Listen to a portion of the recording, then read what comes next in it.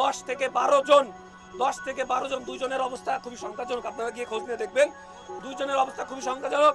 সেই তাদেরকে হাসপাতালে ভর্তি করছে। 10 থেকে 12 জন গুরুতর আহত অবস্থায় আছে। এখন আমাদের যে লাস্ট আলটিমেটাম আমি ঘোষণা করতেছি, আমাদের 6টি আলটিমেটাম এই মুহূর্তে আমাদের আছে, সেটা ঘোষণা করতেছি। আলটিমেটাম নাম্বার 1 হচ্ছে, আমাদের দাবি না আদায় হওয়া পর্যন্ত আমরা এই স্থান ত্যাগ করব না। দ্বিতীয় দাবি, বিনা কারণে গ্রেপ্তারকৃত ভাই বোনদের 1 ঘন্টার ভিতরে ছেড়ে দিতে হবে। 1 ঘন্টার ভিতরে ছেড়ে দিতে হবে।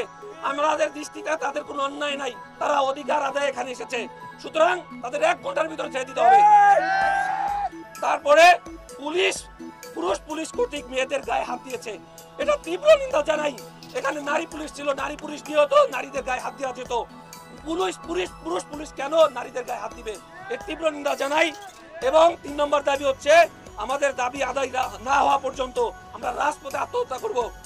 এবং 4র্থ দাবি হচ্ছে, পুলিশ কর্তৃক ভাই বোনদের চিকিৎসার ব্যবস্থা করতে হবে।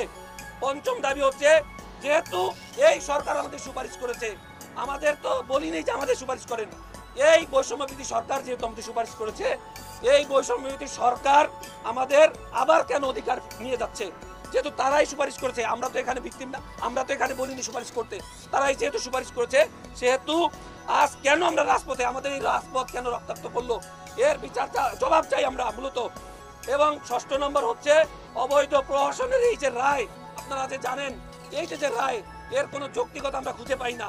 আমরা এই অবৈধ বা প্রহসনের যে রায়, এটা বাতিল করে দ্রুত আমাদের যোগদানের নিশ্চিত করতে হবে। এবং কালকে যেহেতু আমাদের আপিলের শুনানি হওয়ার ডেট আছে, কালকের মধ্যে এই অবৈধ রায় বা প্রহসনের যে রায়, যেটাই বলেন না কেন, এই রায় প্রত্যাহার করে আমাদের যোগদান নিশ্চিত করতে হবে।